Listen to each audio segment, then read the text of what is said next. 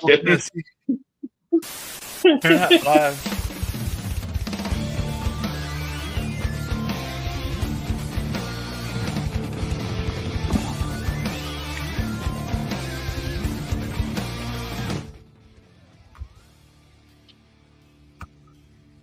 What is up, wrestling fans? We are live coming at you again this week as we prepare for AEW's Revolution Sting's final match coming up this Sunday right here in North Carolina, Greensboro Coliseum to be exact. I'm, of course, one of your hosts, Chris the Heat Matthews, joined each and every week by your other two hosts, the Tennessee Jesus, Carl Crossland, and Garrett G. Money Munn. Fellas, what's going on this week? I'm just upset Garrett didn't buy tickets. Yeah, goddamn Garrett. But so Carl and I, we were so excited for Elimination Chamber that we really wanted to go, but we thought, we could at least get like some sort of like an Australian experience. So Carl and I, we went to Kentucky because there's a place called Kentucky Down Under, and we had a good old time with some wallabies and some kangaroos. Had a good old time. Kentucky Down Under. Yeah. Kentucky Down Under, yeah. Drunk some Fosters and threw some boomerangs. It was a real good time. Had some did we get some like kangaroo jerky too? Got some kangaroo jerky. We got to play a didgeridoo. It was a good time. Good time. Nice. Sounds like a good time. It was an amazing time. Completely random time too. Doing, like Kentucky Down Under. But yeah, so that being said, let's kick it over to the random band entrance theme of the week.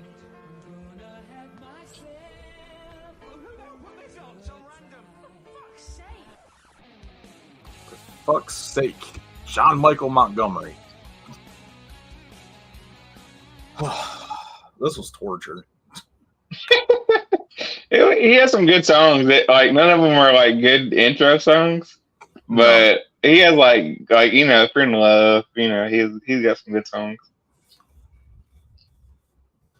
It was I don't know. It took me a little bit to find something that was even like something that you could remotely even use for a. You better not chose mine. You better not chose mine, dude. You better not. I'll let you go first, then. You let me go first? Yeah, because if you start mine, chose Carl's song, you gotta go second. No, I can pick a different song. That's fine. Okay. Oh, let me pull this back up here. I chose Friday at 5. Oh, you didn't pick mine. Woo! All right. Go ahead, Carl. You want me to go? Because I know John Michael Montgomery. Because like once I started playing the songs, I actually knew like half of them. I'm like, oh, I fucking know this. Same. But I wanted to go with like something like a little upbeat. I know it's still a love song, but I went with "Be My Baby Tonight." Nice. That's kind of what I was gonna pick. Not gonna lie, so I probably should have gone second, but I didn't want to pick your song. So I think pick the only other song that I could think of that I remember. I know just it's a terrible theme song, but it's gonna be mine. I'll probably be like a loser or something, and I'll just pick. I'll pick "I Swear." You don't have to be a loser. Just swear every night. Swear every night. You gotta swear every night that you're gonna beat your ass. Like I swear. I'm gonna fuck you up.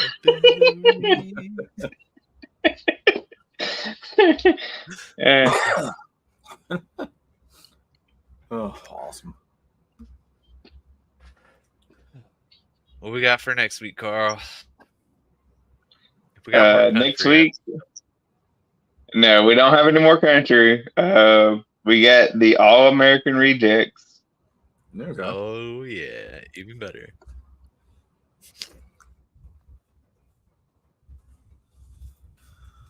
Awesome. I like me some All-American Rejects. Guess because Chris has a bunch of dirty little secrets. Yeah. Yeah. We do. Some days. Some days don't fall. Stay there. There we go. All right. So All-American Rejects next week, which brings us over to the Elite Figure of the Week.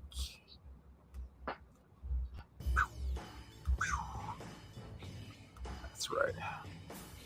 And of course, the Elite Figure of the Week is brought to you by EntertainmentEarth.com. Go ahead and use the code FTCollect at checkout and save 10% off any in-stock item. You know, we thought about getting the Elite to sponsor it because we like the Elite, but we don't actually, so fuck them. But that's why I just kind of jacked the song a little bit. All right, so I've got the Monday Night Wars Walmart exclusive Series 1 Hulk Hogan. Oh, hold on, hold it back up. That's the like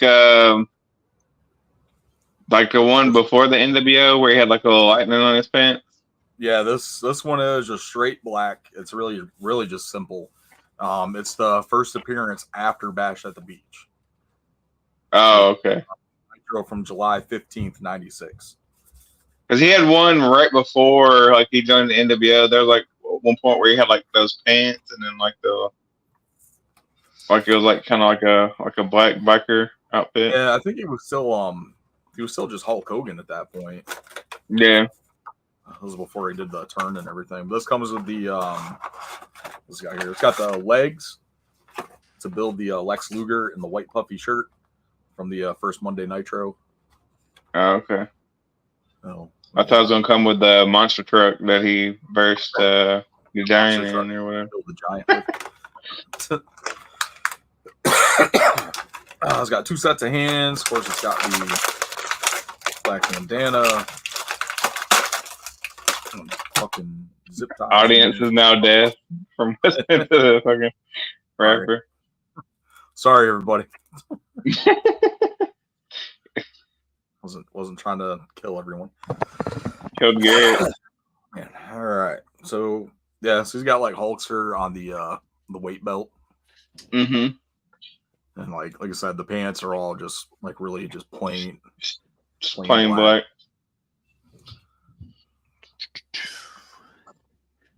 Brother. Look at that tan. Yeah, dude. It's really like hot doggish.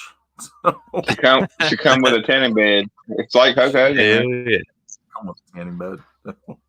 Hell yeah. Oh my god, that's hilarious. He's even got let me get this off here. One little strand of hair. That's hysterical. Oh, this is great. That's what they all do. Come up with like a 80s wrestler or something. They like come and you like have to make them better. So it comes with like a tanning bed and like a bottle of baby oil. Absolutely. You have to shave their chest so they look more appealing or whatever.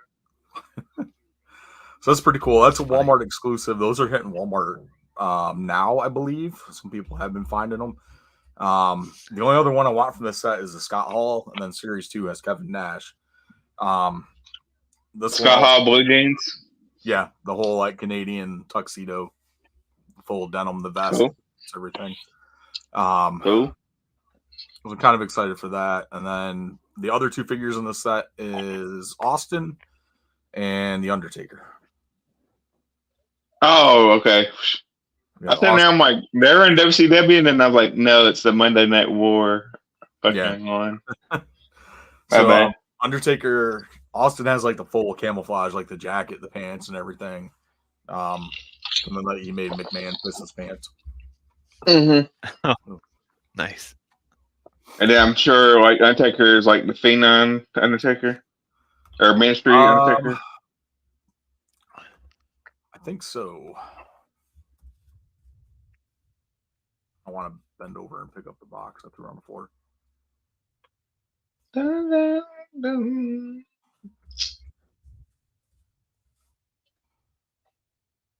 They should have had Kane in that one too. Yeah, so this one is we've gotten this Undertaker before, I think in the Ultimate Edition. It's just the black vest, black tights. Let's see. But like the pointy vest. Yeah. Like the collar on the vest is like pointy. Like a something. Yep. There you go. It's that one there. Oh, okay. Yeah, nothing too spectacular. Basically. Yeah, it's kind of garbage, really. Looks more like fucking. Looks like Crush more than it does Undertaker. Pretty much. Like I said, they just did this one in an Ultimate Edition, so it's kind of.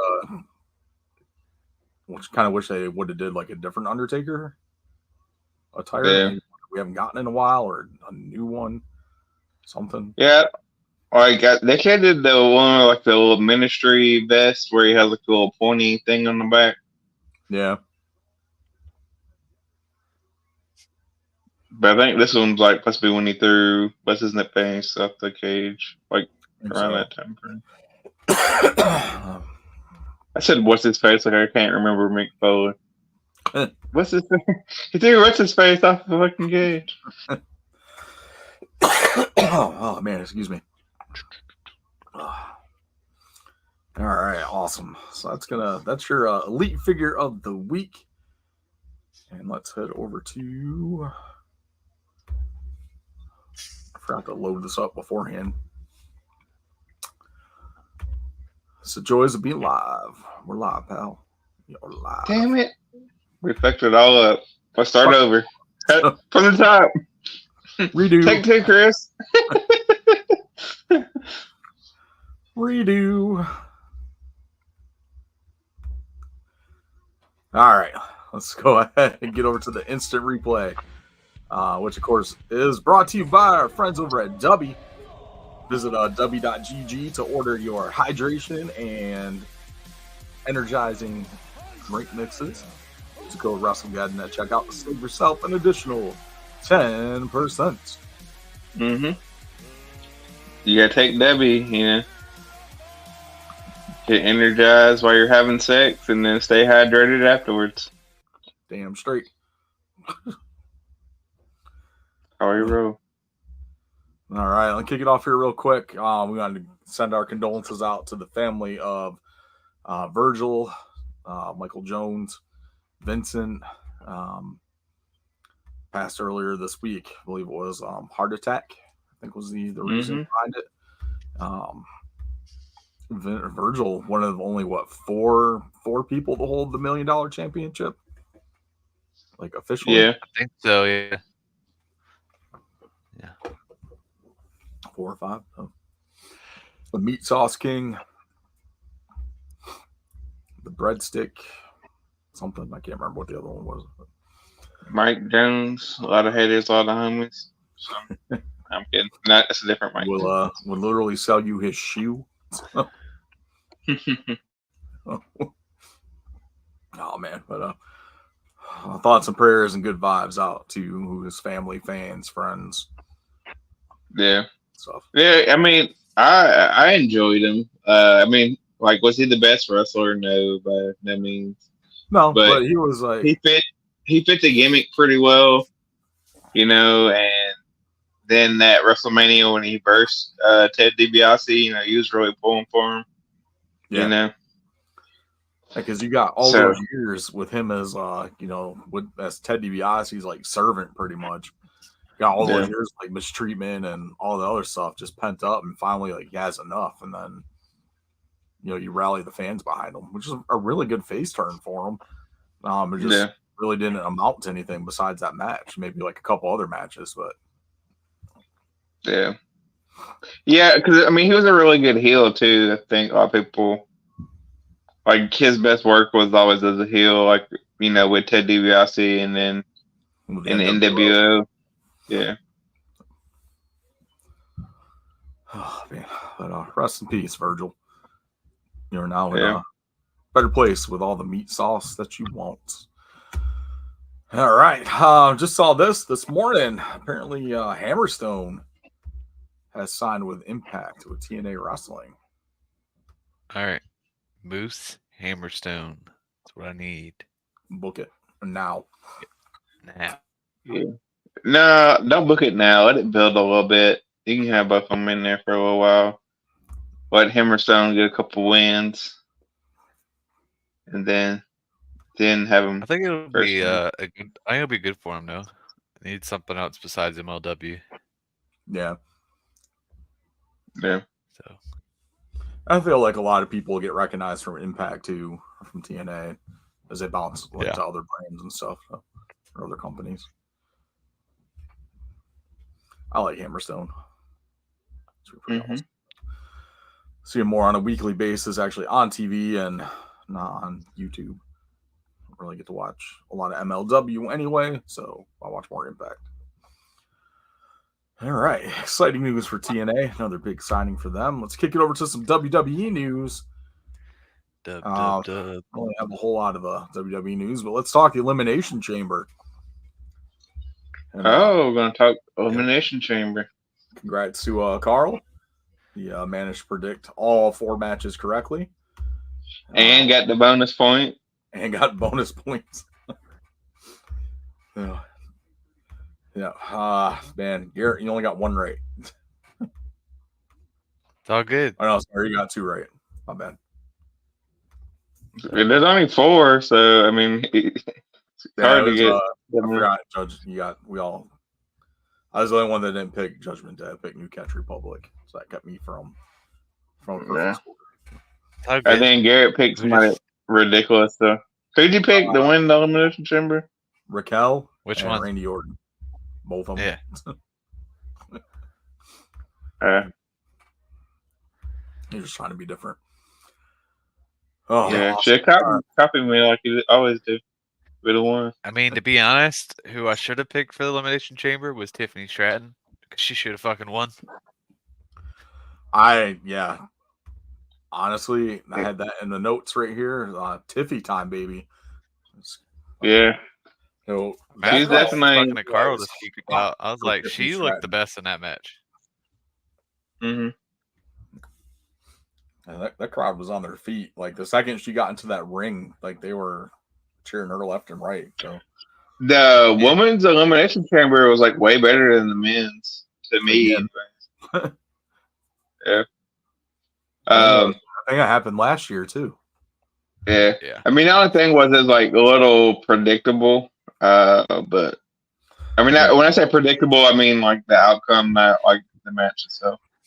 Well, it's funny. I was watching it with Zatanna, and we're watching the chamber match, and it gets to the point where the next person's coming out. I was like, "Who's coming out next?" So we'd guess who's coming out. I got all of them right. I purposely decided someone else, and then Raquel would come out, and just because she was like, "Did you watch this already? How do you know who's coming out?" No, but it was even like with them coming out was pretty predictable for that. But yeah, I mean it was the same way with the men's too. Garrett was talking about knowing who was coming out. Yep. I mean, because you knew Orton wasn't going to come out early. No, absolutely not. And then I told him like. You knew like Logan was going to be one of the last ones, and Owens is going to be waiting for him. So, I will say probably the only thing on the entire pay-per-view that I did not like was the Grayson Waller effect. I think that should have been the women's tag match. Like they should have worked that onto the actual pay-per-view instead of the pre-show. Yeah, that segment, it wasn't really. I mean, I guess it was like so the fans could see Seth and Cody, and But they could have. I did like Cody's introduction. Yeah, it was funny. I would say I didn't like the main event. It was. I didn't like the main event. Hopefully, this is the last time we see Nia Jax in I something. I will give Nia credit. This is probably the best she's looked coming back. This is probably one of the better matches she's been in, and better Oh, she's had in a match. I'm not gonna give her that. It's like I wouldn't either. I'm just you're saying, like compared to some too other lazy matches, of a worker to be in there. I think the Like she biggest don't, issue she has is she gets told all the time she's this like irresistible force, so she feels like she needs to no sell everything, and it makes her look yeah, like an ass. yeah, And then it and honestly puts the freaking wrestler she's wrestling in danger because, like, when you no sell something, like they have to take the brunt of the damage, not you. yeah, like the fucking Hurricane Rana, or it's like how can like she is able to fucking suplex you off the fucking ropes, but yet she's not strong to knock you down with a goddamn drop kick. Like it makes no sense. Like it got better when she started selling stuff, but like Yeah. the first half of the match, I was just like, I felt so sorry for Rhea Ripley, and I feel like with the effort that Rhea gave, like if you would have gave her like Bianca Belair, in all honesty, I think it would have been a better main event if it was Rhea versus Liv Morgan. or Liv Morgan, yeah, In all anybody honesty, really, like anybody, because the crowd was behind Rhea Ripley. She was a fucking superstar, and it's like. Yeah. I think that's maybe why they went with Nia, because they knew, like, without a shadow of a doubt, nobody would be cheering for her, maybe, and that's why they chose her to fucking go against her. But man, it's just like I felt so sorry because that was like a career defining moment for Rhea Ripley, but the match is like it's all right. Nobody's like, oh, it's the best match ever. So it's like, yeah, it was okay, you know. Yeah, I mean, it wasn't the best match on the card.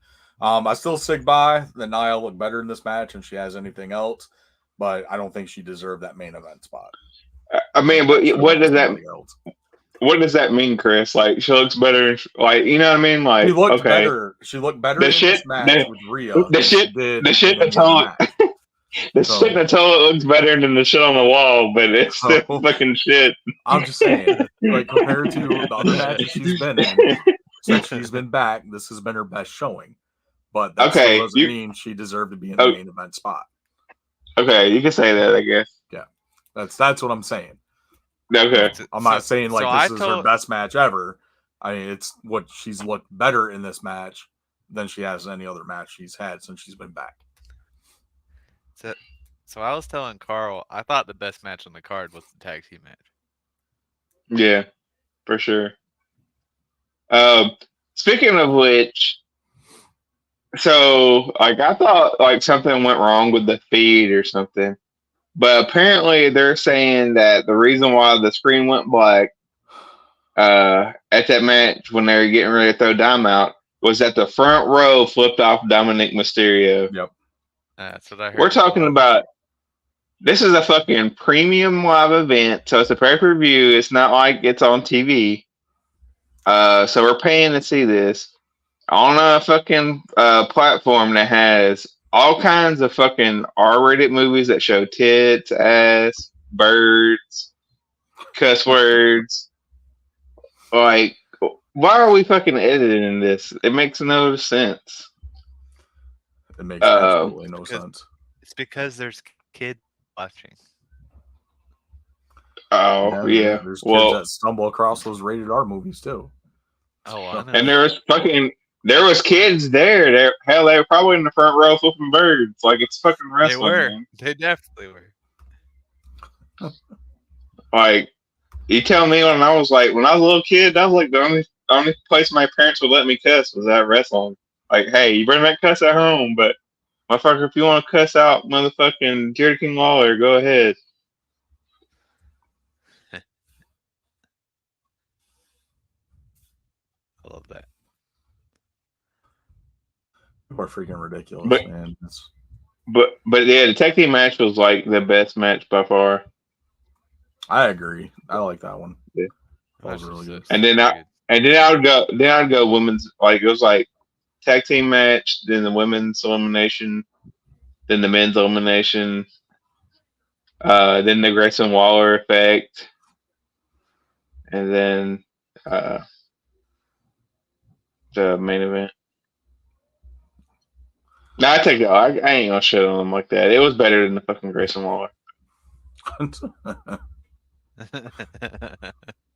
I'll be honest. The best part of the Grayson Waller effect was him doing the shoey with the guy in the fucking crowd that was from Australia UFC. To me was the fucking introducing Cody, and he's like, Cody. the man, thanks to the American education system, can't finish the story.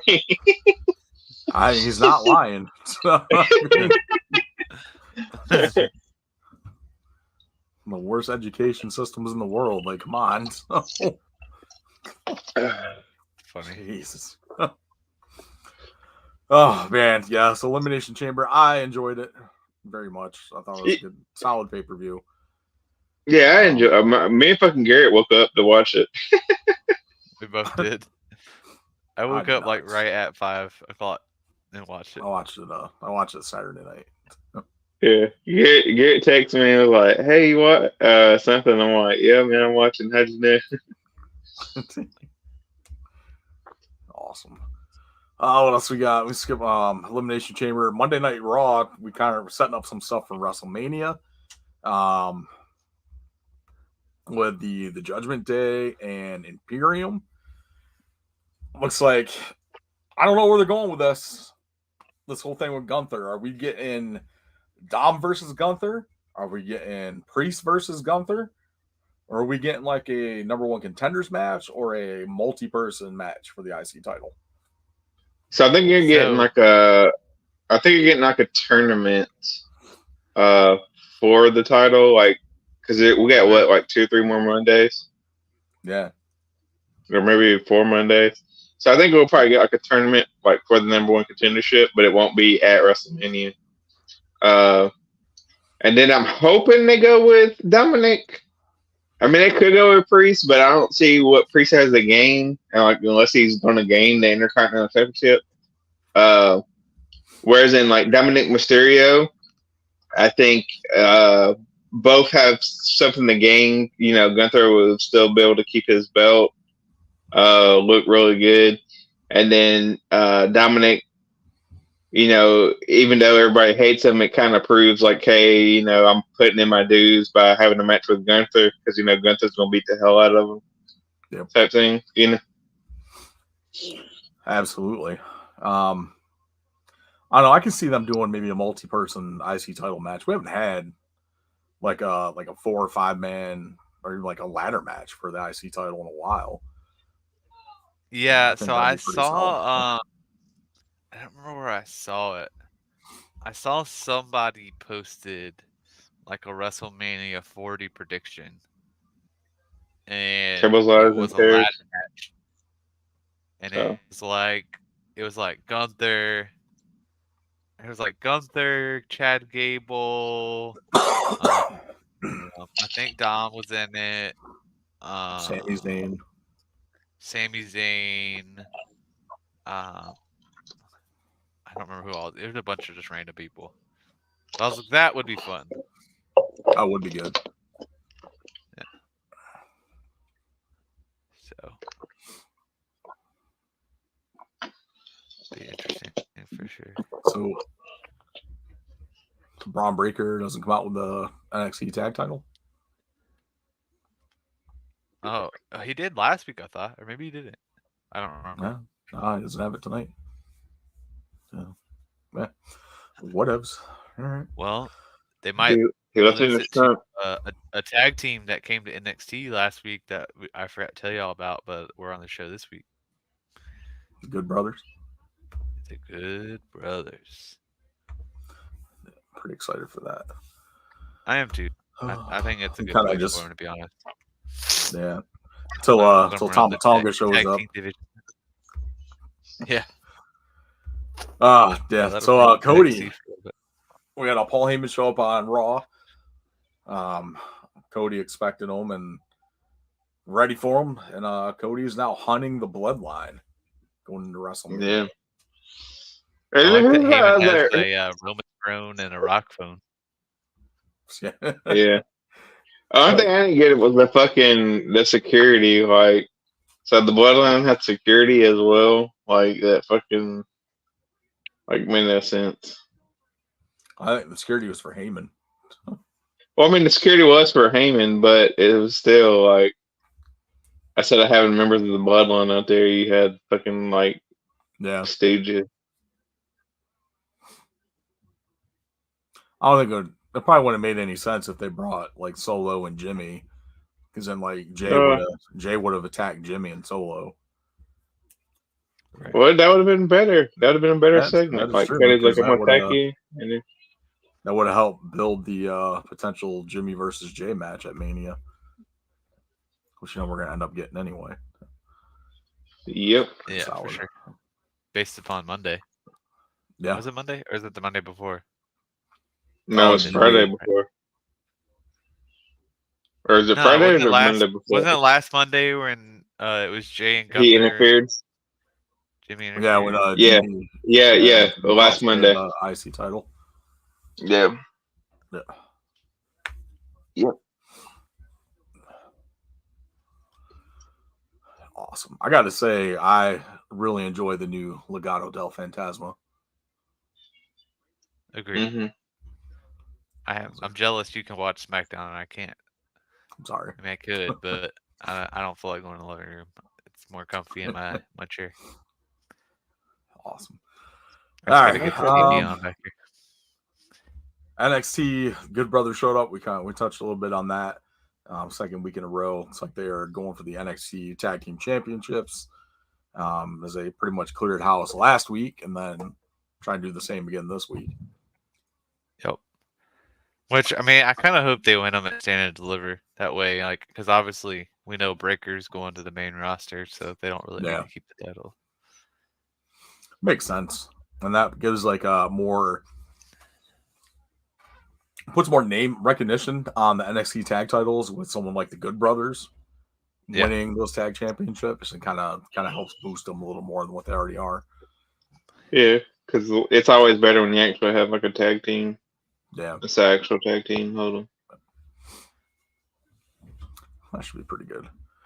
I didn't have much anything else for the week. Before we get into AEW, forgot about Sean Spears.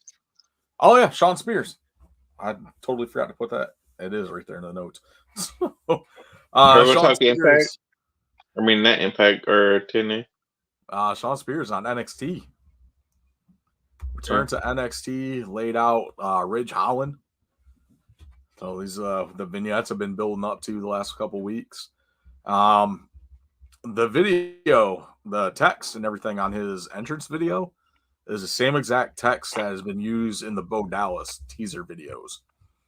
And of course, the recent video with Bo Dallas was talking about having having representation across all aspects of WWE. So NXT, Raw, SmackDown. And it looks like Sean Spears may be the first one to show up. Actually, I think Dallas put out a video after Sean Spears had made his debut saying, one of my disciples has finally decided to step into the light. So interesting. So there we go. So that answered my question. I do like too that they're not going back to calling him Ty Dillinger and they're keeping Sean Spears. Yeah, Sean Spears. I'll say that chair shot was a perfect 10 though. Yeah, for sure. Oh, that was pretty awesome. I'm excited to see Sean Spears back. I think he got wasted in AEW. He did. Especially once they started bringing in all the bigger named WWE guys that got released. Stuff like that. He just kind of got pushed to the wayside when it was looking like they were actually going to do something with him, but then they didn't, and it just it sucked. All right, but speaking of AEW, we had the go home show for Dynamite going into Revolution this week. I don't know what to say. I did not like that final segment with the Bucks and Sting and Darby and Flair. It was just stupid. I saw Flair was kicking ass and taking names. Yeah, I just so here's something I don't understand. And Carl, maybe you know. How is Ric Flair affected by by a low blow to his dick. I feel like at this point he's got nothing down there left to feel. He's taken so many low No, dude. blows in his fucking lifetime. There ain't no way he can even feel what's going on down there. That's the only way to attack Ric Flair is with a low blow, man. That's fucking love muscle. That Honestly, shit's just been I feel playing like it would pussy hurt the guy giving the since low 19 blow years. more than the actual guy getting the low blow, but whatever. I mean, the only time it really hurts you is if the fucking herpes pops off and lands on you. But other than that, man. Oh, awesome. Yeah. I just didn't like that last segment. The thing that bothered me the most with it, you have, Darby getting the shit kicked out of him, then Flair comes out, and you get the swerve from Flair. Okay, cool.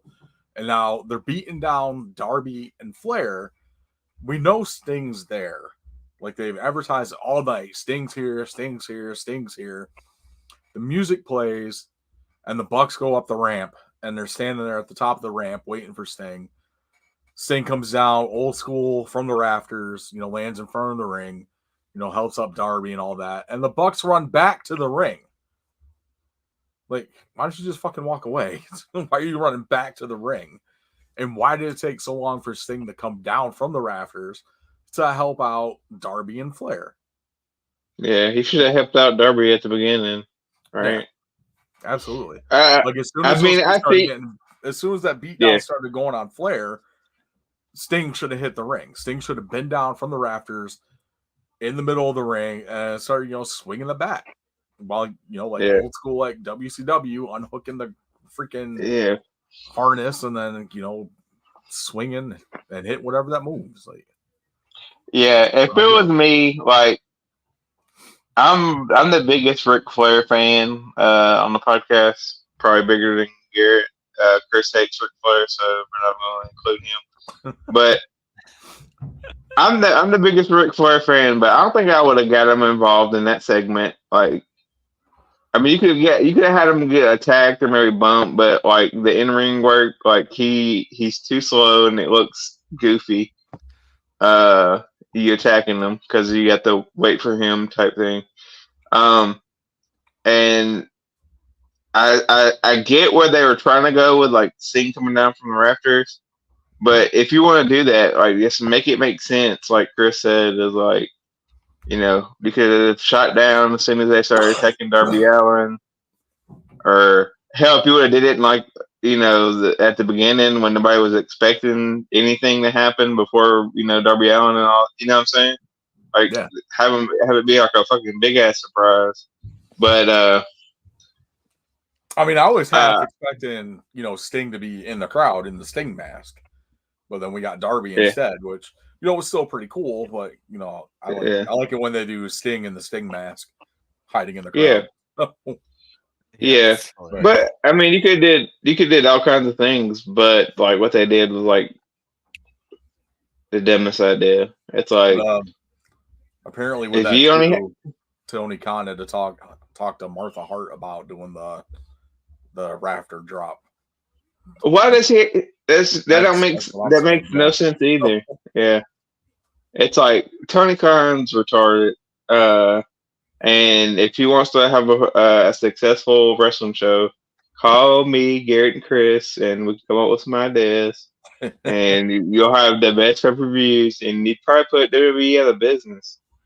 But you don't want to do that. You don't want to call us because you got talent. That's the thing, is you got talent on your roster to do this. No, because they're not going to call us because we won't push Britt Baker and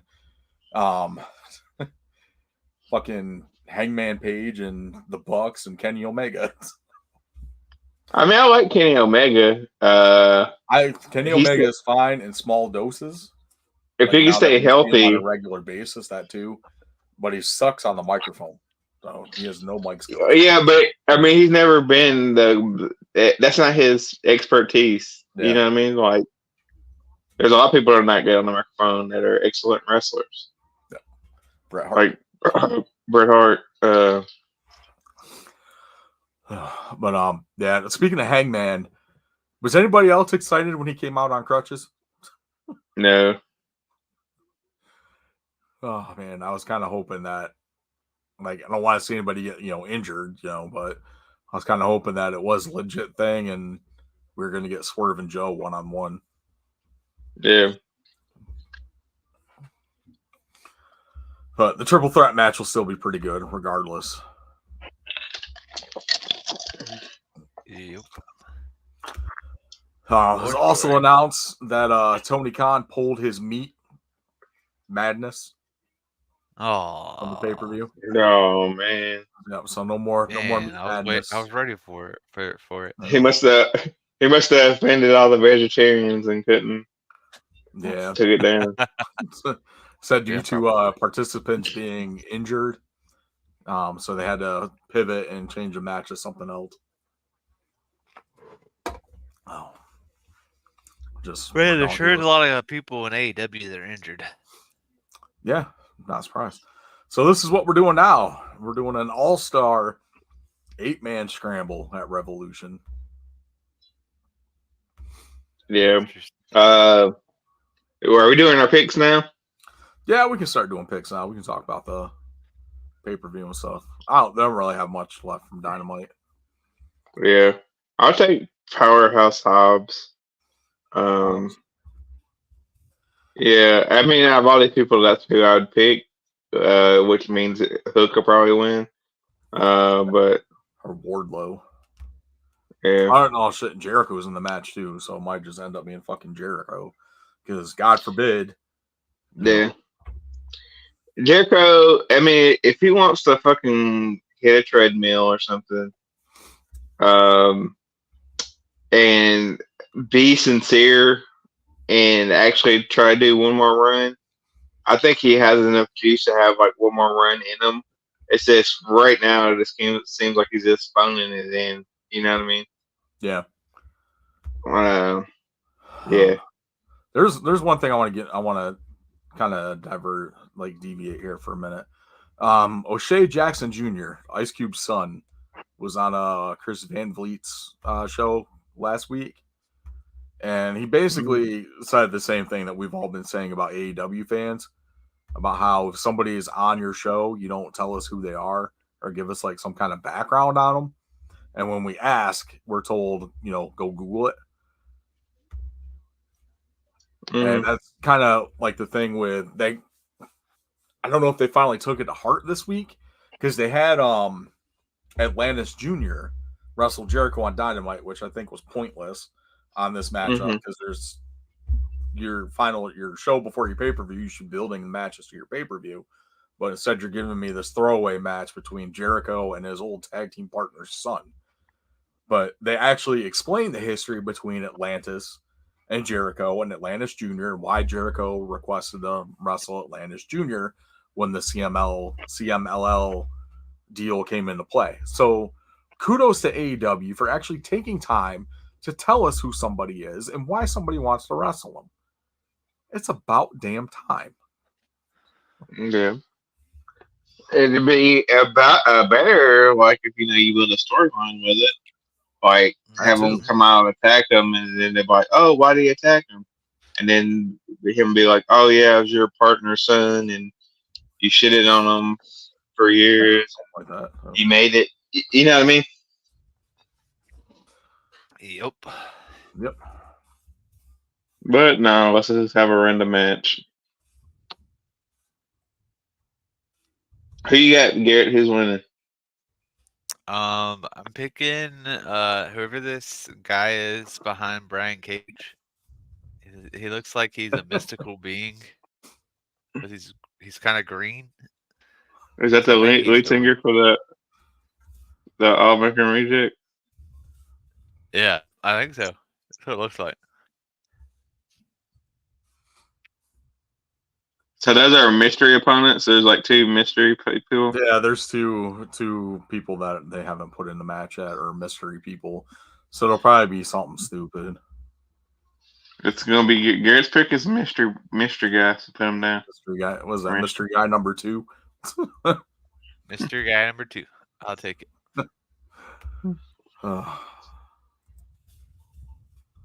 Mystery guy 2. I don't know. Like, that's probably gonna end up being Wardlow, honestly. That's my pick for this one is Wardlow. It just kind of seems like a throwaway. Like, why doesn't the FTW title should be on the line for this one then? Why not do that instead of stupid stuff? FTR versus Moxley and Claudio Castagnoli. This should be a pretty solid tag team matchup in the historic Greensboro Coliseum. Mm-hmm.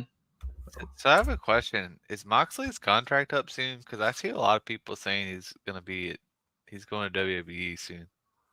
I don't think He not ain't coming back going to to. WWE. I don't see that happening at all. I saw Honestly, I saw like a hilarious video someone posted, and it was like after Rollins beats McIntyre at WrestleMania, Mox's music hits. I was like, no yeah, way. I don't think he's coming back. I think he's where he wants to be, in far as his career goes, from what it looks like. Though, Yeah, I don't think he'd get the push in WWE that he has in AEW. nope. Before Carl steals my pick, I'm gonna go with FTR. Oh, trying to think. I'm not gonna steal your pick. I'm going with the only guy in there that's probably gonna bleed first. It's John Moxley and More Claudio than likely. Castagnoli. That's the definitive. Definitive. He'll probably start bleeding after taking a fucking suplex from Dax Hardwood. Yeah, probably, or he'll get busted open on Dax's hardwood.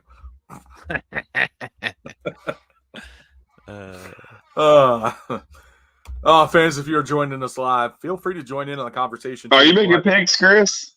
I am making picks. I went with Wardlow, and I'm picking FTR. Sorry, Okay, you didn't say it. I got it. All right. Like I said, if you are joining us live, go ahead and leave some comments. Let us know who you guys are picking for Revolution, or anything in general that you want to add to the conversation. Feel free. We'll read the comments. So. Yes, comments. Don't be a dumbass, though. We'll call you a dumbass. Might even post them up here on the screen for you, too. So, all right. TNT Championship match. Christian Cage taking on Daniel Garcia. I don't know about this one. Lie. I think I'm going to go with Daniel Garcia. I'm going to go with Christian Cage. And Edge is gonna help him win. He's gonna help Cage win. Mm-hmm. Yep. They're gonna reunite the seals. I'm definitely going with Christian, and I'm sure it'll be by some kind of interference, either by Edge. I don't think it's gonna be Edge. Edge. And they start a group called the Vampires. The Vampires. And they bring back Gangrel. It'll be Vampire Society Incorporated or something. Oh, lovely. All right. Garrett, you picked Daniel Garcia. Okay. You just want to see him do that dance with the title when he wins. Hell yeah. This match I've got no interest in watching at all. Eddie Kingston. You skipped a match. Brian Dan. I did? This is all I got. Yeah. Go back. What did I miss? Oh, right there. What, I skipped it twice? Okay. My bad. Will Ospreay and Takeshita. This should be a hell of a matchup. Did not get a whole lot of build on this, but I mean, between the two of them, I'm sure it'll be pretty decent anyway. Takeshita's been pretty solid. We all know the caliber of Will Ospreay. So. And my wife don't like Will Ospreay. She don't like Will Ospreay? No, she says like he powers up like a cartoon character too much. That Dragon Ball, man. But I'm gonna take Will Ospreay to win. I'm taking Ospreay as well. And for the clean sweeper, William Ospreay. Well, we know who's really winning. No skate to Keshta. Rey Mysterio has returned to SmackDown, rejoining his LWO brethren. Nice. Taking out Legado. All right, there we go. This match I've got no interest in, like I said. Eddie Kingston versus Bryan Danielson. They're just fucking 6-man tag match. FTR and Kingston and the Blackpool Combat Club. Those chops that Eddie Kingston does in the corner that are more like slaps look like trash. And I like Eddie Kingston. But those slaps look like complete garbage. They've always looked that way. It's just, I don't know. I guess I just was noticing it this week, but it looks so bad. So. Well, just for that, I'm picking Eddie Kingston. What's up? Taking Eddie Kingston. Kingston. I'm going with Danielson because I believe because Kingston's already beaten Danielson. It's true, but Danielson's on the last little bit of his career. He don't need another title. He needs to be getting people over. So, with that being said, I'm going with Eddie Kingston. I'm still going Danielson. Did they use their real picture? Why does Eddie Kingston's Bryan Danielson's picture looks real, but Eddie Kingston looks like a fucking video game character? It's because of what he's wearing. They probably. You're so used to him wearing freaking terrible tight tank top thing he wears. They probably use his picture from Fight Forever. Yeah, probably. This one, match of the night right here. I'm telling you. Toni Storm, timeless Toni Storm, defending the women's championship against Deonna Purrazzo. I think Toni Storm retains on this. I got a question for you while we're talking about this match. Red lipstick is nice. Do you think WWE dropped the ball on Deonna? Yeah, for sure. Yep. I mean, we saw her working Impact TNA. I mean, for the last. I mean, you could probably argue not last year, but at least the year before last, and the year before that, she's probably arguably the best woman wrestler in women's wrestling. Absolutely.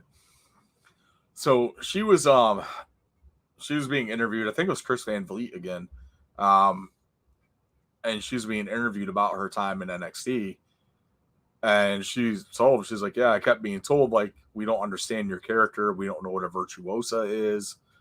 We don't understand this. We don't understand that. It's like, how do you not understand, a virtuosa? How do you not get this? She's supposed to be, the pinnacle, the best. Why are you not understanding that?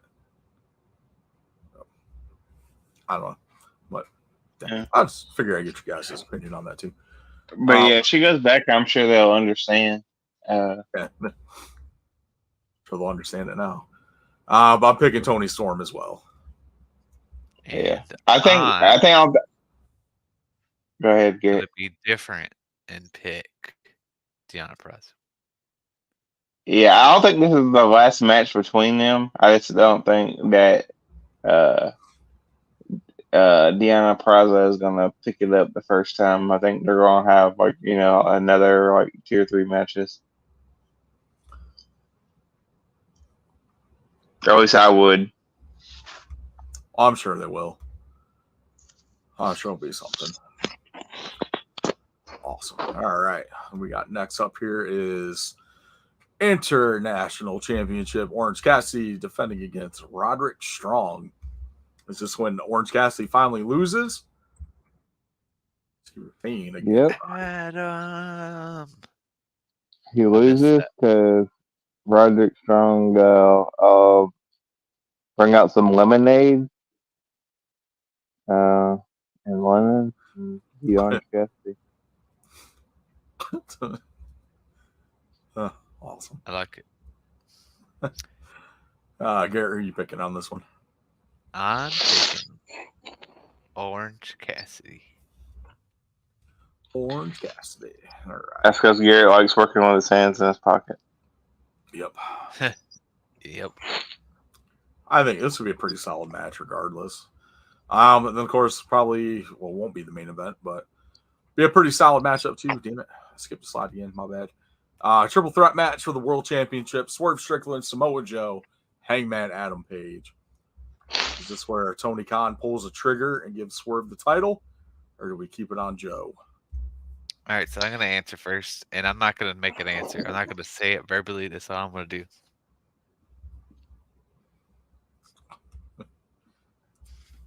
Well, that's about as white as some of those guys in the crowd Wednesday night. Hell yeah, it is.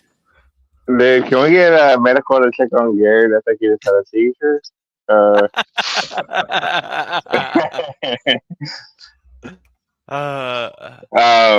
I mean, if Tony Khan has any motherfucking sense, if he has any motherfucking sense, Swerve Strickland will leave for that title. If he doesn't have sense and he's some, rich dickhead that doesn't know what he's doing, Hangman Adam Page will leave with that belt. I don't know if I see Hangman leaving with the title. That's why I listen. Did you just listen to what I said? I listened to what you said. So. Okay. Yes. Hangman Adam Page shouldn't win the title. That's the whole point of what I just said. At least not the world title. Yeah. Oh. 4 or 5 years ago, he should have won back when he was hot. Yeah, when they started the promotion instead of giving it to Jericho right off the bat. Yeah, but that's the thing is, you just fuck shit up. But Swerve should leave with the title if Tony Khan has any sense whatsoever. All right, and we'll probably end up being the main event, World Tag Team Titles, Tornado Tag Match. Sting's final match, Sting and Darby taking on the EVPs, Matthew and Nicholas Jackson. Well, I don't see Sting losing his last match. If he does, he's a fuckstick. Anyway, I'm going with Sting and Darby. Also picking Sting and Darby. Seems logical to have them go out on top and then either have Darby find a replacement partner or have them put up the belts in the tournament or something. So what's who's the one wrestler that Sting probably couldn't beat even if he tried? You know who that is? It's the Heartbreak Kid, Shawn Michaels. And the reason why Sting never wrestled the Heartbreak Kid, Shawn Michaels, is because he knew that if his chin got hit by a fucking super kick, it would be over. And I think because the Young Bucks will super kick the fucking shit out of him, he's going to lose this match. And he'll go into retirement as a loser. So dark and deep. So dark. Because Carl does not like Sting. Awesome. All right. So that's our picks for AEW Revolution. I don't know. We had a chance to go to this. As soon as they announced it was Sting and Darby versus the Bucks, I lost all interest in this pay-per-view. At least that match. So. Yeah. I mean, it's not it's one of those things usually, like I said, when I say this, it's usually a good card, but I'm not, at least in the past, like you've been excited about like, at least a few matches, but this card, uh, I mean, maybe except for Swerve winning the world title, like I'm not excited at all with like anything up there. Yeah, I'm sure the pay-per-view will be good. Like AEW generally, especially over the last year, they've had some pretty solid pay-per-views. But Oh no, the last one wasn't that good. no, not compared to what else was on there. But that's probably like the worst one they've had compared to the Yeah. other one they had before that. But, I don't know. I just, like I said, I've got no interest in. Like it should have been Sting versus Darby. Like in all honesty, that's the route they should have went. Yeah. I just, I don't know. That's just me. All right, let's talk some Impact.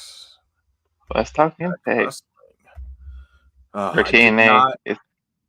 TNA wrestling. I did not get to watch No Surrender at all. What to try to find it.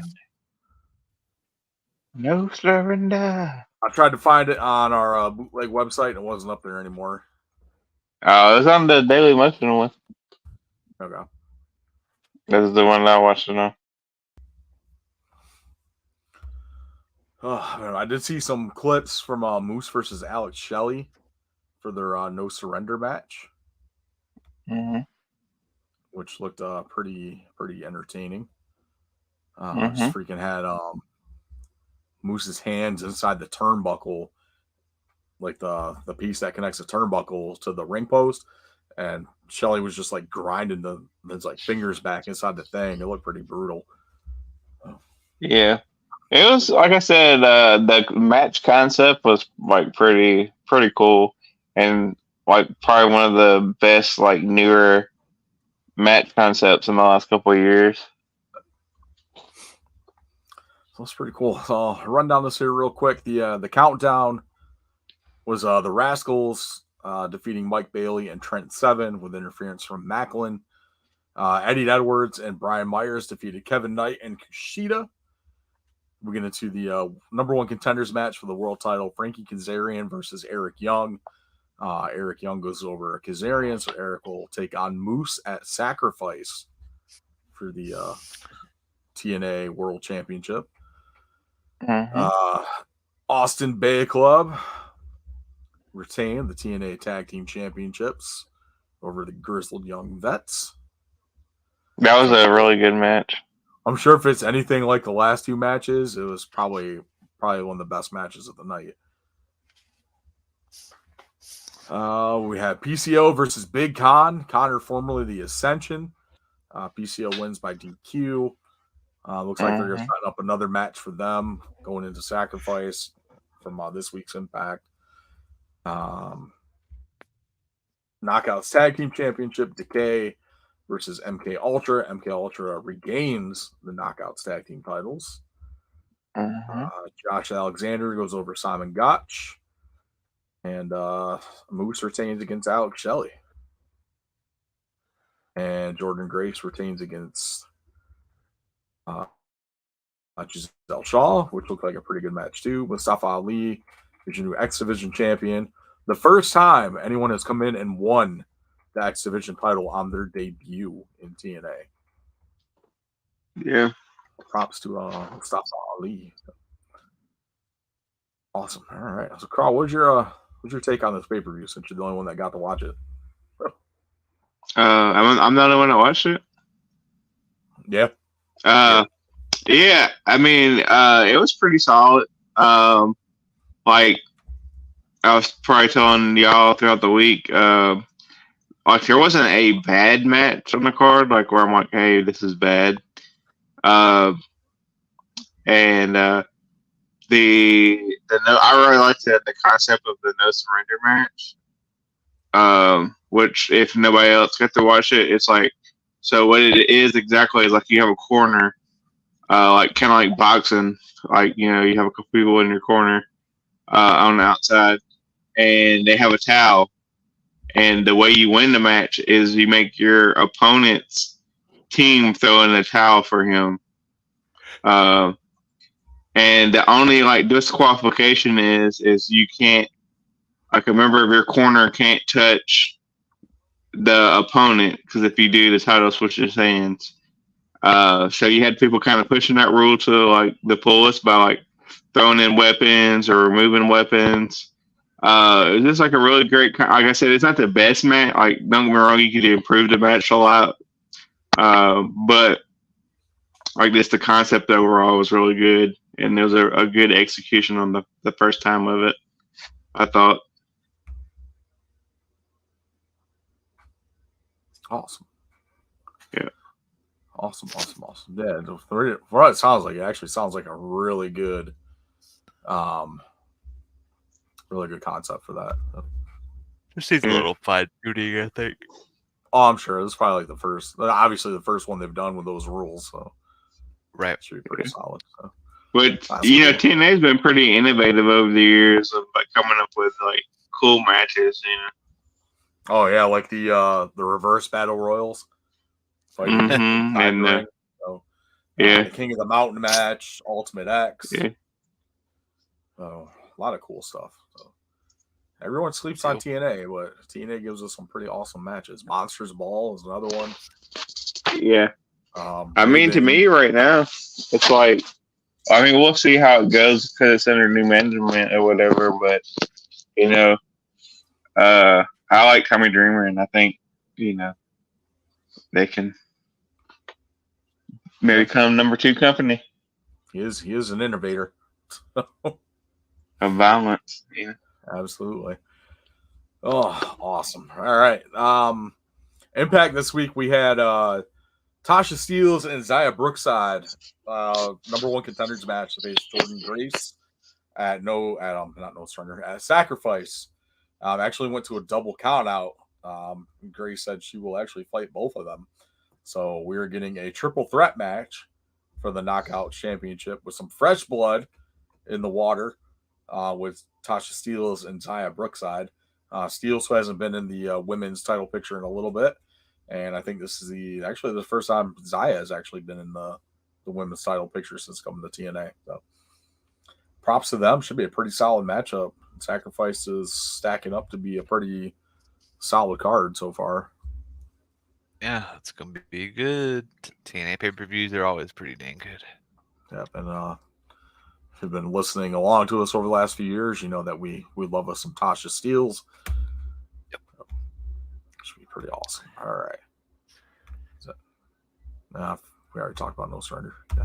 So, other news this week, biggest thing I got, Tama Tonga did have his last match with New Japan Pro Wrestling. It was him and Tonga Loa reuniting as the Gorillas of Destiny, taking on the team of El Fantasmo and Hikuleo. Of course, ELP and Hikuleo ended up on top of that. And Tama Tonga apparently being discussed as signing with WWE. It was being reported by Meltzer, Wrestling Observer newsletter, and been Fightful Select, I think, confirmed it as well. So if I can get someone other than Meltzer and Wrestling Observer to confirm something, then I'll roll with it. But yeah, so yeah, looks like Tama Tonga may be WWE bound. Hell cool. Yeah. So my question is, where do you put Tama Tonga? Do you keep him on his own? Do you put him with the Good Brothers? Obviously not going to put him with the Bloodline. Do you feud him with Roman in the Bloodline? Do we feud him with Seth? Like, where do we go? Who knows? Time will tell. Bring him in. Have him versus Baron Corbin. Do we bring Haku back with him? Does his dad come too?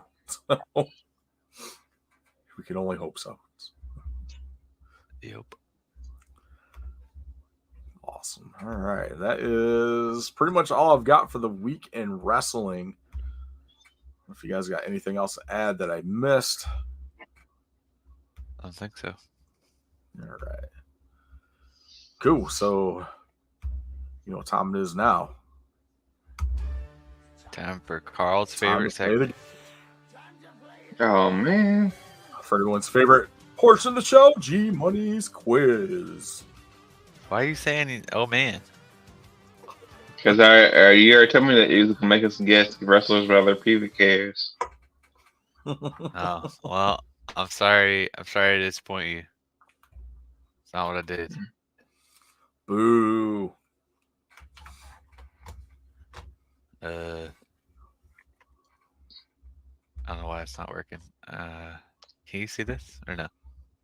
I got it now. CK. Oh, name the wrestler by their nickname. Yep. Were you saying nickname? We talking about like childhood nickname or like their No, name no, no, in no. wrestling? A nickname they were given in wrestling. Like the Brahma Bull would be the Rock, Right. right? Okay. Right. All right. We'll see. I don't know how I difficult will. it's going to be, Garrett. I will say, I specifically made this more difficult. Oh, okay. So you Well, think? I don't think it's going to be as difficult, but I could be wrong. I tried to make it more difficult. Put that way. Okay. I made the first one really easy, so you guys could get it. See, easy. The Viper. Randy Orton. Yeah. And then I mean, there's a lot of people probably called the to make Viper. it better, I even made the next slide the wrestler. Oh, okay. Yay. Yeah. All right. Excellent. The Beast from the East. Carl, I don't know who this one is. I think it might be Bam Bam Bigelow. I was gonna say Bronson Reed. Oh. All right. The Chick Magnet. The chick magnet. Oh, I don't know anybody scoring chicks. Damn. That was the Miz. Oh man, he scored chicks.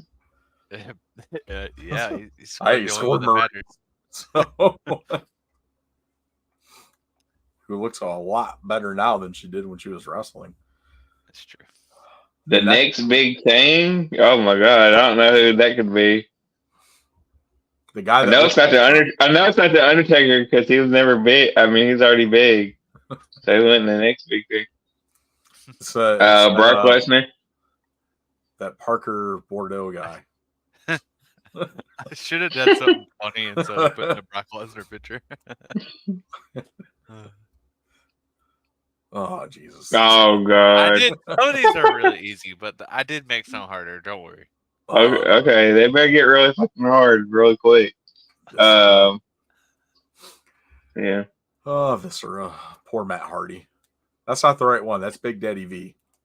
I did this one specifically for Carl. Oh, Hot Stuff Eddie Gilbert. Just for you, buddy. And this one I did for. Oh god. Oh. A real Double J. Jesse James Armstrong. That's not Jesse J. That's Road Dogg. Anti-diva. That'd be Paige. The man with a plan. Oh. Damn, who had a plan and was a man? Oh, the man with a plan. This one might be kind of hard. It's not Becky Lynch. Nope. It's the man with a plan. Man with a plan. I don't know. That was actually a stumper. You don't know either, Carl? All right. Oh, Brian Kendrick. Okay. Yeah, I wouldn't have guessed that. The Brian Kendrick. So it's right in his music. The Greek goddess. The Geek Goddess? Nope. The Geek Goddess. Is that Ember Moon? No? That's a good guess, though. The fuck is the Geek Goddess? Alexa Bliss. Can you play the song Bliss? Who's Alexis playing? Who's cheating? I can't say her name around the devices. Oh, yeah. I didn't think about that. The geek goddess Bailey, Sasha Banks. I don't know. Sky Blue. I don't know. This I'm trying to think of anybody wearing glasses. I don't know. The librarian. the librarian. Leva Bates.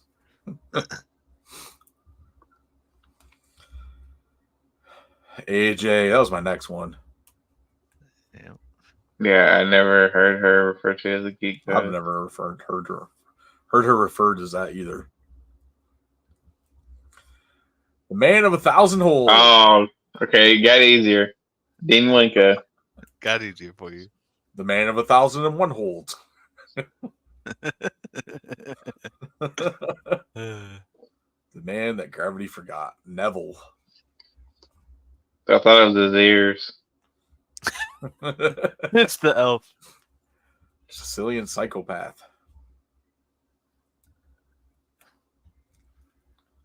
That would be Tommaso Sicilian? Ciampa. Had to do pictures of people that look great. That's what he went by in Ring of Honor. Was a Sicilian psychopath. Booger Red? Yep. The fuck? Bastion Booger?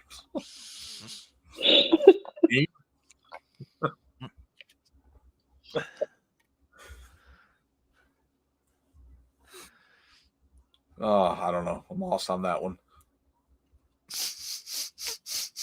Booger Red.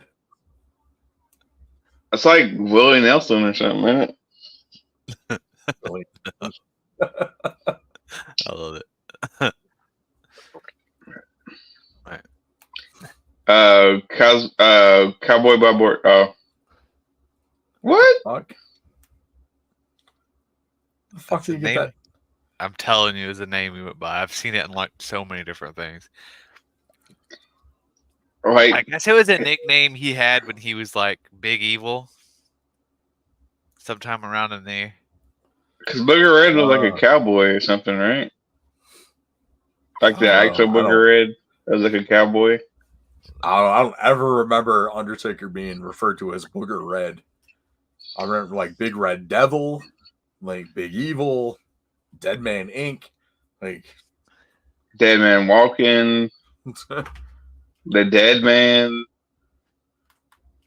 Never heard Booger Red.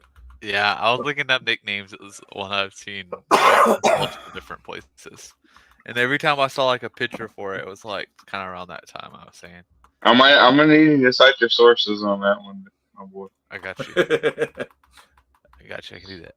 I think this is the last one. I don't remember. I'll tell you in a minute. Yeah, it is. Okay. Angel of Doom. The only person I see getting this is Chris. The Angel of Doom. Fuck's the Angel of Doom? Hakushi? So I'll give you a hint because I figured if you didn't know it right away, I'd have to give you a hint. Christopher Daniels. It's a female wrestler. Female wrestler. Angelina Love. Well, I'd hope by now you picked up that everybody was a WWE wrestler. Oh. So I hope Io that Sky. helps as well. Phoenix. Asuka. Kyrie Sane. I was go Best Phoenix. No. Nah, she was never Angel of Doom. Ariel. Asuka. I don't know. Charlotte Flair. Alexa Bliss. No, I'm just gonna name every female wrestler on the roster and still not get it right. Sable. Lita. Ember Moon. I don't know. This is the Nia answer. Jax. You ready for the answer? Okay. Really? She's apparently one of her names. I tried to do Oh. some that were hard. I knew most of them were gonna be easy though. Dude, are these like And- fucking childhood nicknames or something? Like you're picking shit that I've never heard of. Well, sounds like you need to look at your nicknames for wrestlers next time. Is that what their like dad called them, or is it like what like wrestling commentators would call them? Yeah, it's a nickname in wrestling at some point. Like which one was called Sport? That's what their dad called them. I love it. Oh, awesome. All right, so that was G Money's quiz. Guess a wrestler by the nickname. I like the AI ones more. Those are fun. Yeah. I mean, that one Okay. was kind of fun. Some of them were kind of like I said. I'm going to have to see some sources on Booger Red. Yeah, I want to see some asterisks in the corner next week with links to sources. I want to fucking like video of somebody calling them Booger Red. Like that no article that like he may have been called that like at one point. Like I better commentator like it's Booger Red. If there's ever a time we get to meet the Undertaker, that's what we should call him, is Booger Red. Yo, Booger Red. Ask him about it. See if he remembers. Like, what the fuck? Like, what did you just call me? Man. I called you Booger Red. Awesome. All right, let's get over to No Holds Barred.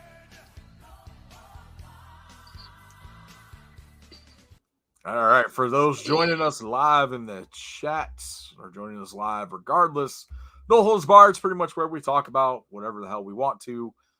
Sometimes it does divert a little bit back to wrestling, but it's mostly like non-in-ring stuff or something we forgot to mention earlier. So, yeah. Okay, so real quick. So apparently Jim Ross tried to call him Booger Red, and then no one understands why. And it says Ross has previously revealed that the name was stolen from former University of Texas linebacker Tommy Nobis, but on his podcast this week, blah, blah, blah, blah. Ross went into detail on the meaning behind the name. It turns out you may want to sit down for this. It had nothing to do with the nose nuggets. And it's a whole article that I'm not reading. okay. So Jim Ross called him that one time. One time, and it didn't Probably catch on. once or twice, and it never went over. So, but it was there when he was badass Undertaker. So dumb. So. Not everything sticks, including a Booger Red. Yeah. Oh, fabulous. All right. I got a couple things in here for No Holds Barred. This one, did you guys see this Wendy's thing? Where they're announcing the surge pricing like Uber does during like peak hours, peak times. They I think they backtracked though and said like, oh yeah, the internet backlash shut that shit down quick. I just cannot believe that. Like, you get that many people that come into your restaurant on a daily basis to begin with that you think you need to charge $3 more during lunchtime rush hours than you do during like off time. Come on, man. So my question was, and I did this on like a TikTok video and it kind of went semi-viral, is if that's their plan, are they going to pay the workers that are working like extra money since they're going to be working harder like during those surge hours? Or is it just, profits for the company? It's profits for the company. That's all it is. They don't give a shit about people making the burgers or ringing the people out or working the drive-through. But I don't eat a lot of fast food, so I can't really like. Wendy's ain't gonna lose too much of a customer with me because I've probably ate there once in the last like 3 years. Honestly, if we go with fast food, it's usually McDonald's because every time we go to Wendy's, they fuck something up. So, I mean, the Wendy's over here where I live are not too bad. It's just, I don't eat a lot of fast food. So, But when I went to Wendy's, I think like either the Baconator or the spicy chicken. So I normally go with normally the Baconator. Nice. Cool. All right. What you guys got this week? I went and seen the Barb Marley movie Oh yeah. You told me with my, about that. with my wife for her birthday. It was pretty good. It was kind of, I don't know, kind of weird the way they like what they chose to depict, like the way they set the movie up. But it was alright. It was like if you like reggae, it's a good time.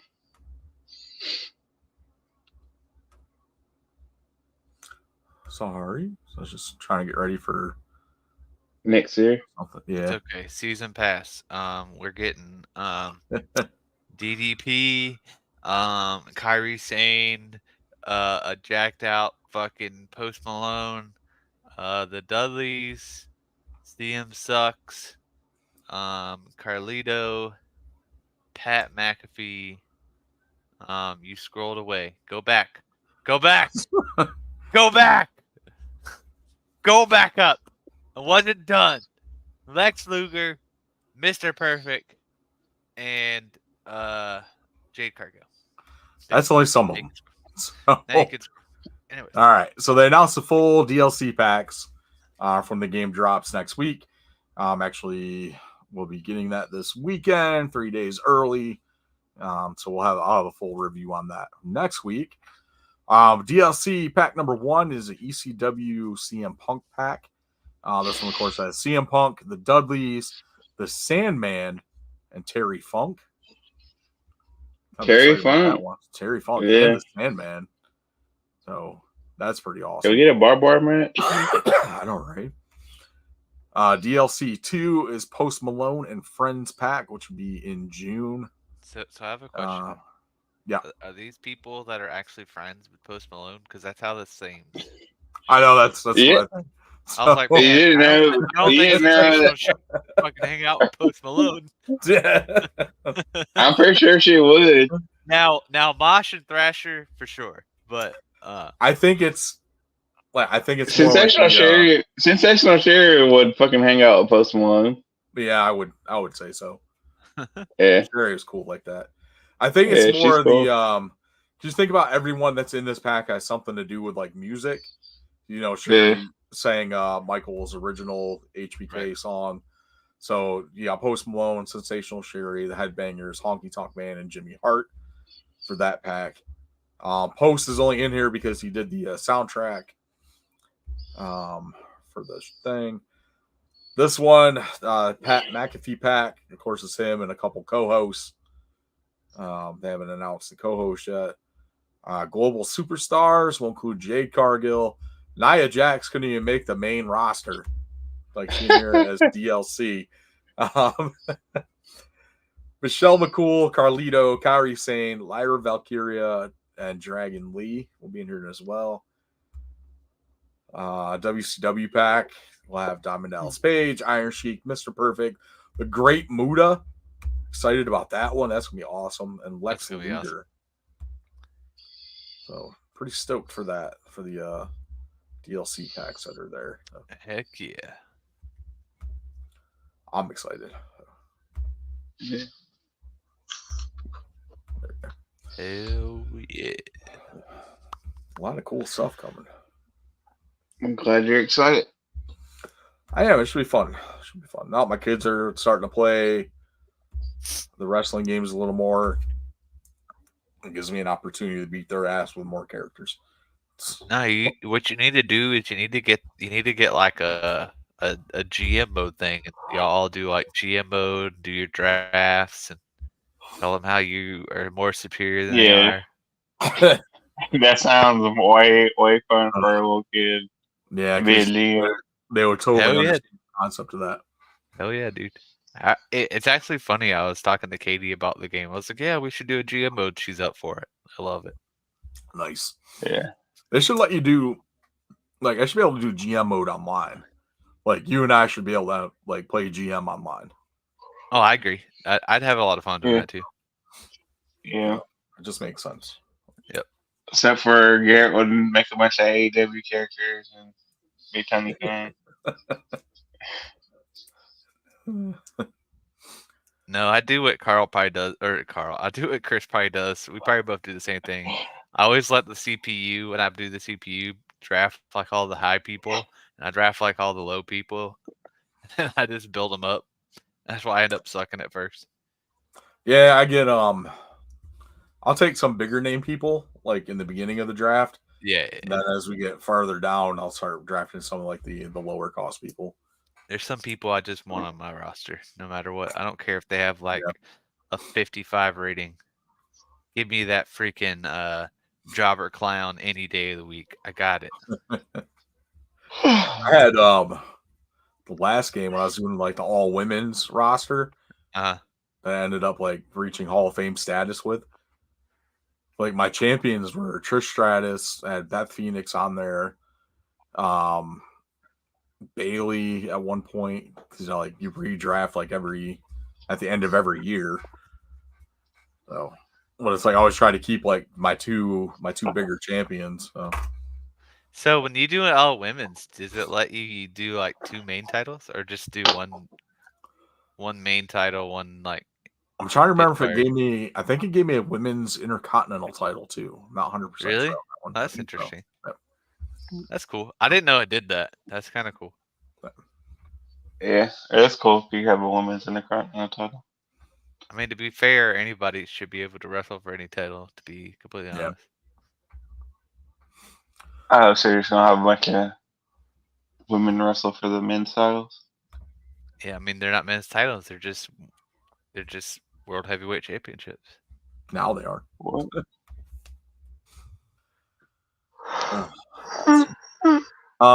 Been watching Avatar. The Last Airbender? Yeah, I've enjoyed it. I thought it's been pretty solid so far. It's good. I'll watch it at some point.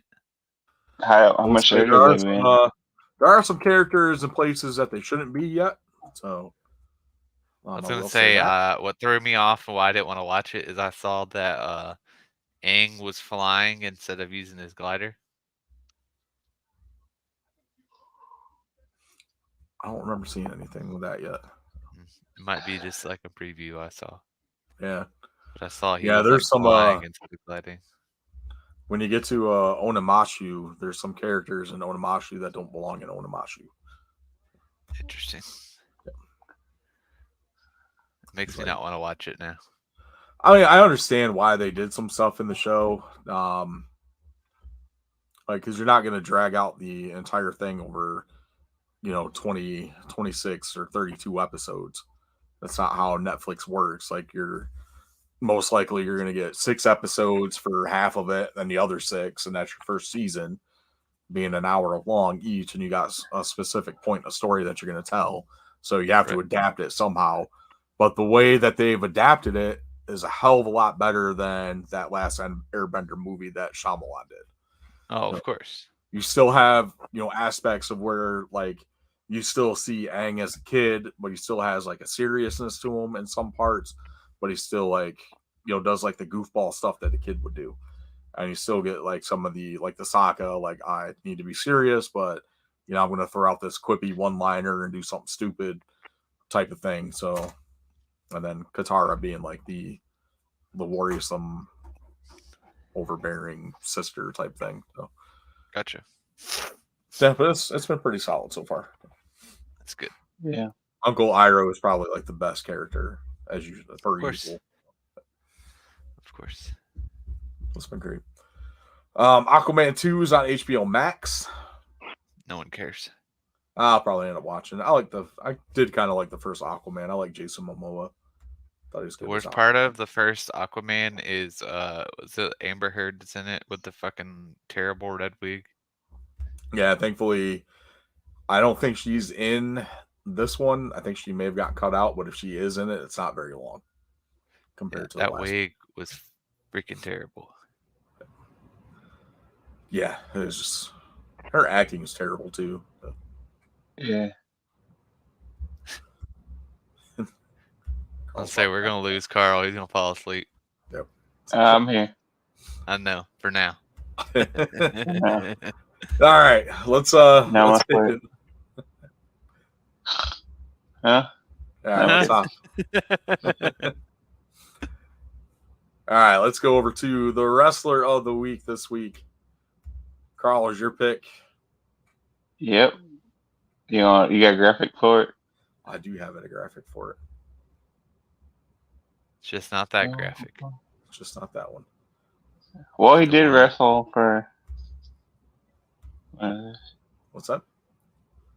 So he did wrestle for New Japan and stuff. They did. So, Yes, it is. yeah. All right. Wrestler of the week. Today. We're going with Chris Sabian. He had a really good match at pay-per-view, even though he did lose his title. But I wanted to highlight, somebody that's wrestling currently for one of the promotions, and I didn't want to go with a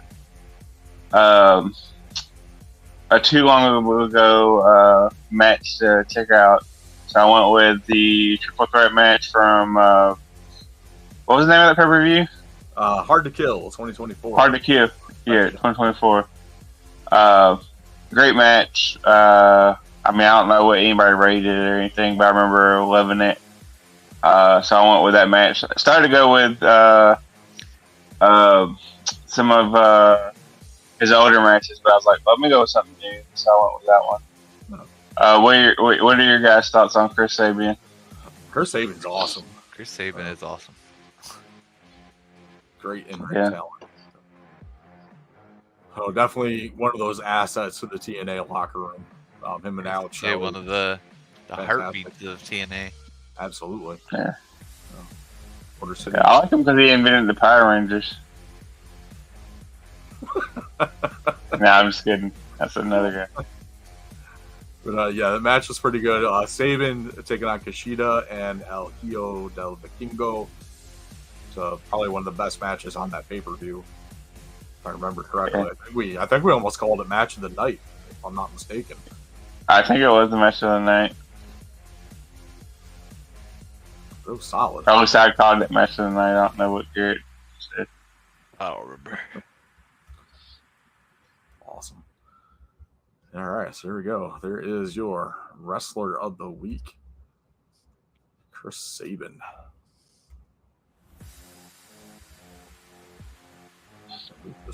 All right, awesome. All right, well, that is going to do it for us for this week. Thank you guys for checking us out. Thank you all for whoever joined us live watching. See a few people flipping in and out there for a little bit. So next time, stay a little longer. Join us on the chat. Have some fun with us. Yeah. Get your input in. If you're a wrestling fan. If you're not a wrestling fan, stick around for No Holds Barred and drop some stuff in there too. Or text random shit. Yeah, tell us random shit. Tell us how much we have sexy voices and all that fun stuff. Yeah. But on that note, make sure you guys check us out on all our social media outlets. X, WrestleGeddon Pod, that's with 1D. Instagram, WrestleGeddon Pod with 2Ds. Facebook.com/WrestleGeddon Pod. And TikTok, WrestleGeddon Pod. I think that's 2Ds on there as well. Also, check out the Redbubble store, redbubble.com/people/WrestleGeddon Pod with 1D as well. Check out some of the merchandise on there. That is one of the best ways to support us besides liking, subscribing, rating, and reviewing the podcast on Apple. Apple Podcasts gives a 5-star review and a rating over there. That's the biggest way to get us into Apple's algorithm to show up more in searches for wrestling podcasts. Spotify, drop a 5-star review on there as well. And YouTube, just make sure you hit the little bell in the corner. YouTube.com/ForTheCollection. Hit the bell in the corner down there so you get notified when new videos go up. Or the share button. And that share button. See, that share button helps out quite a bit. So tell your friends about us. Yep. Speaking of friends, check out our friends over at the Fig Cave and the Call Up podcast.